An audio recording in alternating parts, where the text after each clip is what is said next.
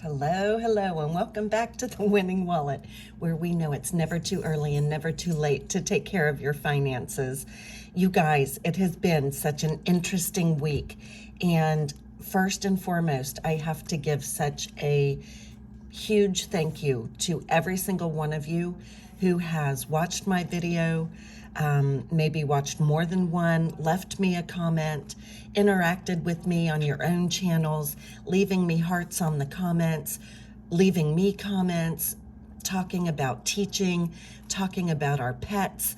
You guys have made me feel so welcome in this community, and I am learning so much. And that actually is what we're going to talk about today, because I have something that I'm going to call binder bouncing brain. My brain is bouncing around different binders, and I wanted to talk to you about it because I think some of you probably have gone through something similar. So first of all, thank you so much. And if you're with me now for the first time, I would love it if you would like the video, subscribe, and become part of the budgeting community with us. Here at the Winning Wallet, I'm really learning that it truly is never too late and never too early to start this process of taking good care of our money.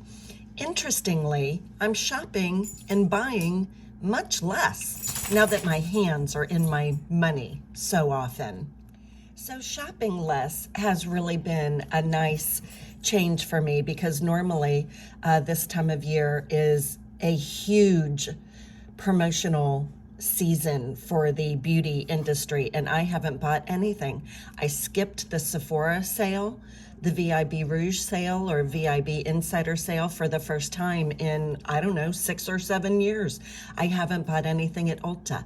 I haven't gone shopping. I haven't even looked. I haven't filled my cart. I have left that stuff just fall by the wayside, and I'm not paying any attention to it.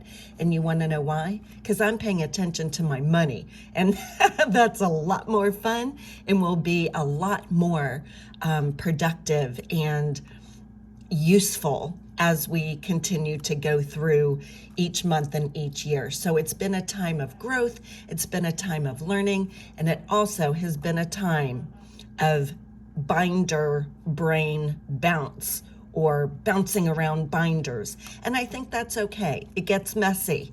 I'm willing to get messy with my money. I'm willing to get my hands dirty with my money to find a system that will work very well. Maybe not perfectly, but very well. And I want to encourage anybody just starting on this journey, if it gets messy, it's okay. It can be straightened out. It can be organized. You can reorganize. You can restructure. You can reclaim what you want to have happen. Just because it gets messy in the middle or even in the beginning, don't give up. Stick with the process. So when we take a look at my budget planning, this is the first one I've ever done in this book in this way, with saving money in mind. There are some categories that I'm taking out of my daily cash envelopes and moving into my sinking funds. While I do want to save for them weekly, I don't purchase them, or I don't use those funds weekly. So they don't need to be in my weekly binder, my weekly cash envelope binder. So my medical expenses, I usually only purchase once a month. That will last me the entire month. Lucy's medication, Lucy is my dog. I will put a picture in right here of her lovely face. I buy her medication once a month. And my hair, I only do my hair once a month. I have lowered the amount also from 78 to 75. Historically, I am an over tipper, but now that I'm really taking a look at my finances, over tipping, and I, of course, will still take care of my hair stylist. She actually is an artist, and I love her dearly. But I don't need to overtip. I can still take care of her with $75 total rather than 78. I also made a change to my cloud storage and YouTube subscriptions. I eliminated one of my YouTube memberships of a channel that I no longer watch in the beauty community. So that saves me $2 a month. I had forgotten to write it in this past month, so I added it in so I would remember for December. But as you work your budget, you will find these little places that can use some adjustment or tweaking in order to get them exactly where you need them to be. So these three categories have moved out of my daily cash envelopes into my sinking funds because they're only monthly expenses. I do not need to be carrying this money in a daily binder when I'm not using it. There are also some categories in my sinking funds that I could consolidate. Since I had a daily cash envelope for Lucy and also a sinking fund for Lucy, I put those together, so that will kind of streamline the process. Let's see what else. Health, I did have a separate envelope for health in my sinking funds, but I also had a medical envelope in my daily cash envelope, so those have been combined. So things are becoming more streamlined. Things are becoming more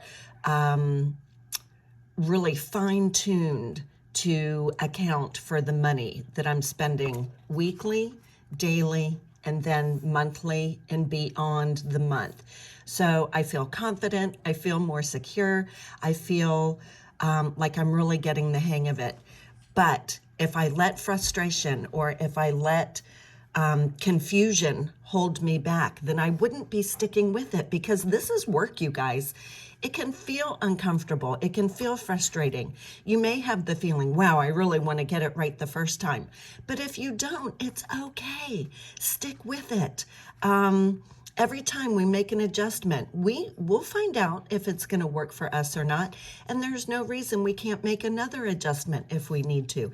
The key here, in my opinion, is sticking with it and not giving up.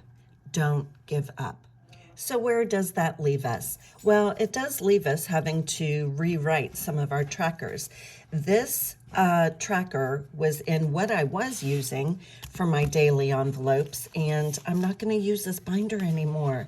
I want one of those little ones, and I do have a little one, and I also have another little one on the way, but don't tell anybody. I don't want anybody to know. But this is the binder that I was using for my daily cash envelopes. So these are all empty now because I have moved these funds either into a sinking category like hair or into a daily envelope binder. I was using, or had tried to use, or set up initially, this little teeny tiny binder, and it's so cute. And then I changed my mind, and I wanted to go to the A6 binder. But then I thought, well, no, if it's for every day and every week, let me go ahead and try the little one. So that's where we are. Here is the category for groceries. I still have some money left for the month, thank God. And changes to my food categories for December will be changing. I'm on a no buy. I am not buying makeup or skincare or clothes or anything. So I'm not going to limit my food. That doesn't mean I have to go crazy, but I don't want to limit if I want to order out or if I want to have Uber Eats delivered.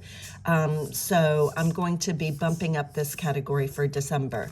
Then we have dining out, empty. We have gas, a little bit left there, shopping, household, and then other.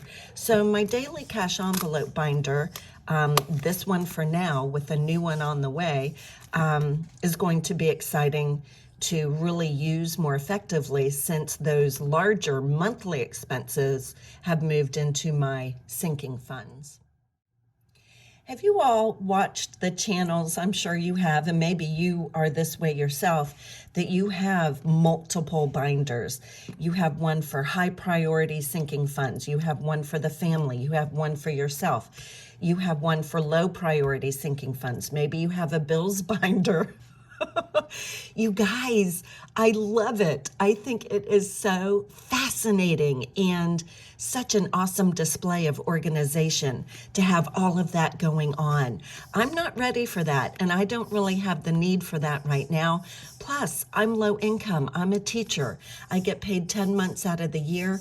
Thankfully, I will have a raise coming in December, so that will be helpful. I also will be getting retro pay for this particular school year and a bonus. So that'll be wonderful, but I don't have enough money each month to allocate all these different binders. But I will say this, if you're new to budgeting and you're trying to save money, stay off of Etsy, stay off of Amazon, and do as I say, not as I do, because I did start actually these smaller binders, or these A6 binders, I should say, from Amazon. I bought a couple of them in January and then never did anything with them. Then in October, I purchased some additional binders from Amazon, this being one of them, turning into my daily wallet. Well, then, of course, I saw somebody advertise their binders on Etsy, and I thought, oh my God, I want one of those. I did research Moterm. I'm not ready to go there yet. But guys, if you're trying to save money, do as I say and not as I do. I do have another binder on the way in some laminated envelopes to switch out these zipper envelopes. But you don't need any of it to start your budget. To start a budget, you need pen, pencil, paper. That's basically it, and somewhere to keep your money safe. However, this is a lot of fun, I have to be honest. So back to my sinking funds. Let's go through these categories a little bit. So pet care, again, this is my sinking fund for pet care, but I did take out from my daily, what I was using at the time, this A6, my daily envelopes. I took out Lucy's medication money, so we have 21 and 2 that I'm going to be adding to her sinking fund for pet care. And I'll do the tracker off camera. So in pet care now for Lucy, let's see what we have. Oh, wow. See, I didn't even know all this was in there. Oh, good to know, good to know. So we have 20, 30, 40, 45, 50, 1 and 2. Miss Lucy has $52. I will be buying her medication soon, and that's about $22. So I know it's not all going to stay in here, but boy, it adds up quick, doesn't it?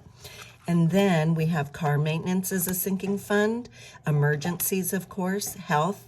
This is the category that I combined with medical. This is actually what I was carrying in my small daily envelope binder. And I did go over budget by $12, so I had to pull $12, put it back in this envelope, and I'll be adding this to the health category for sinking funds. But I don't need anything weekly. I buy my medical needs, my supplies, once a month, thereabout. So I took it back into and put it back into my sinking funds. Then household, personal, beauty, this will be where I keep the funds for my hair each month. Clothing, which I'm not buying, so it's not going to get anything. Vacation, I'm not planning for that because I am planning on moving. Then we have fun. Guys, I still haven't had any fun. I've been on YouTube now, I think, for 3 weeks, almost 3 weeks. I haven't had any fun yet, but vacation is coming. And shout out to all the other teachers there. Guys, hang on tight. We have vacation coming soon. And then we have shopping. This might be for things that I need for the house. I do use Aquaphor on my hands after hand lotion to really keep the moisturization going so my cuticles don't get all dried. So I do need some more Aquaphor. That can come out of here, but no beauty items, no clothes, shoes, nothing like that. Oh, Lucy girl, she's playing. And then a miscellaneous category and a deposit. Don't have anything for deposit yet because I'm still so brand new. So guys, I'm under construction. My budgeting is under construction, but I have to tell you, I'm having a ball. And I am loving the interaction that I'm getting from you all in this community. You have made me feel welcome. We have laughed. I've laughed at some of the things in your videos and left comments, and you cheer me up and you make me feel like I have a place here, and that is more meaningful than I can really even put into words. So I want you to please take care. If you haven't, consider subscribing, like the video, join me here on the Winning Wallet as we go through this journey where we know it's never too late and never too early to start caring for our finances. Take good care, and I'll see you soon.